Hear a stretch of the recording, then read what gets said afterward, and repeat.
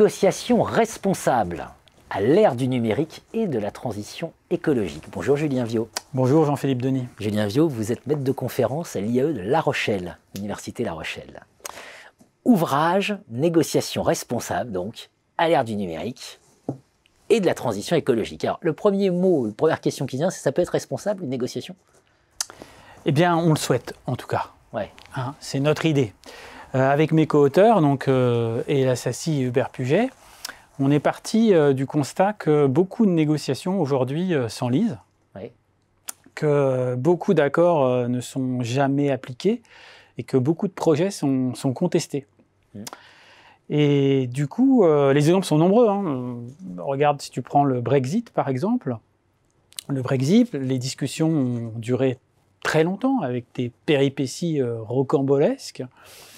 Et puis à peine l'accord signé, on nous annonce que finalement c'est pas la fin d'un processus, mais c'est le début de nouvelles négociations. On aurait aussi pu prendre l'exemple de la crise des Gilets jaunes, où les pouvoirs publics, souvenez-vous, ne trouvaient personne pour négocier avec eux. Sans parler, bien sûr, de l'accord sur le climat de Paris ou du G7 qui, en quelques tweets, sont mis à mal.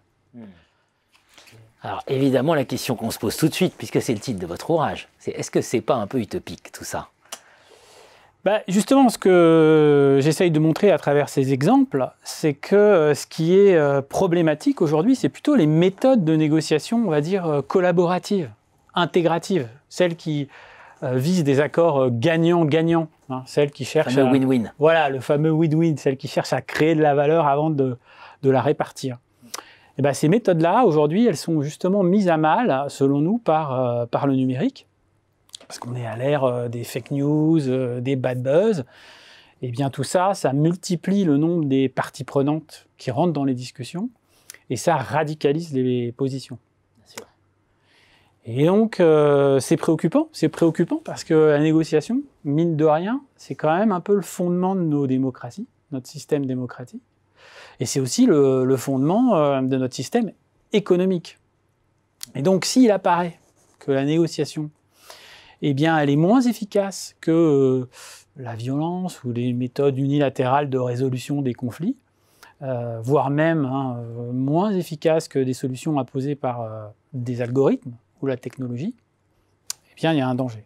Et donc, c'est pour ça, pour reprendre votre première question, c'est pour ça que il nous apparaît absolument fondamental de réinventer la négociation, c'est-à-dire qu'on propose une méthode qui vise à la fois à être plus inclusive, c'est-à-dire faire rentrer les parties prenantes dans les discussions, mais également peut-être plus dissuasive vis-à-vis des comportements, on va dire, compétitifs, comme ceux qu'on peut voir avec Trump ou ses partisans, par exemple. Alors, un acronyme pour résumer ça, le NBIG.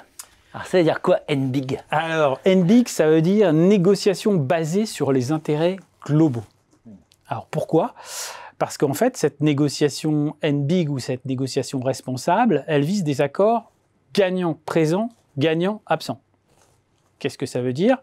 3 principes, ça veut dire qu'on ne va pas travailler uniquement à partir des positions ou des revendications ou des intérêts qui sont portés par les acteurs présents à la table des discussions. On va, en quelque sorte, formaliser, mettre en débat les enjeux des parties qu'on ne voit pas, des invisibles. C'est-à-dire à la fois les parties fantômes qui influencent les négociations, mais aussi les parties faibles qui n'ont pas de droit de citer, voire les parties totalement absentes. Et là, je pense par exemple aux non-humains, c'est-à-dire les animaux, la faune, la flore, pourquoi pas les intelligences artificielles. Donc le premier principe, c'est de mettre en lumière les absents, enfin les intérêts des absents aussi bien que les intérêts des présents. Deuxième principe, parce que j'en ai annoncé 3, et ça fait référence aux intérêts globaux, c'est d'évaluer toutes les solutions à partir de la performance globale, c'est-à-dire le fameux triptyque de la RSE, la performance économique, mais également la performance sociétale et la performance environnementale. Tout ça pour forcer les parties à ouvrir les chakras, en quelque sorte, à challenger les accords, à ne pas rester focalisé sur les guerres de position. Et enfin, le troisième principe, c'est d'essayer de partager le leadership des discussions. C'est-à-dire, chacun va parler pour ses propres intérêts, comme d'habitude, mais également se faire le porte-voix des invisibles. Donc, si vous voulez, l'idée, c'est de se montrer ferme sur ces principes d'organisation des débats, ce cadrage du périmètre de la négociation, des règles de la négociation, en amont, et les faire respecter, pour ensuite pouvoir être beaucoup plus souple dans le processus de discussion, en réalité.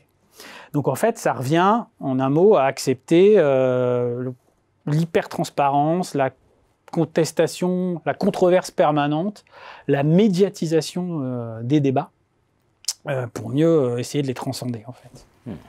Partie 3, copiloter la négociation responsable. Voilà, est-ce qu'il y a les champs d'application de cette NR? Oui, alors les champs d'application, ils sont très nombreux, c'est applicable dans de très nombreuses situations.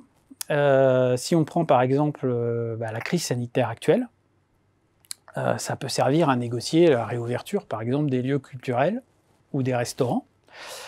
Dans l'entreprise, ça peut servir à négocier le télétravail, par exemple, ou même les relations clients-fournisseurs, où il y a beaucoup de contentieux, à la fois avec les clients, mais aussi avec les fournisseurs. Dans la relation médecin-patient, pour la vaccination, ou même, dans une sphère plus intime, comment on négocie les temps d'écran et les devoirs avec les enfants à l'ère du Covid. Bonne question. En tout cas, la négociation responsable, elle a vocation à s'appliquer dans tous ces schémas. Alors bien sûr, ça demande beaucoup de travail, beaucoup d'études, et c'est pour ça que moi je souhaiterais faire appel ici à la communauté des chercheurs et des praticiens pour pouvoir créer des communautés de pratique, des sortes de Living Lab, pour tester toutes ces nouvelles méthodes pratiques qu'on présente dans ce livre, les tester dans différents univers, et rejoindre en quelque sorte la communauté de la négociation responsable, devenir des négociateurs responsables. Les négociateurs responsables, c'est aux éditions Pearson, donc négociation responsable à l'ère du numérique et de la transition écologique. Julien Viaud, Ella Sassi, Hubert Puget, voilà. Et aussi une multitude de petits entretiens. Donc c'est un ouvrage vraiment... j'ai pris au hasard, page 160, qui voit-on Alain Burlot, grand habitué de ce plateau, qui d'ailleurs est prof photo sur ce plateau. Et qui était mon directeur de thèse. Et bien voilà, donc nous saluons Alain Burlot. Merci beaucoup Julien Viaud. Merci Jean-Philippe.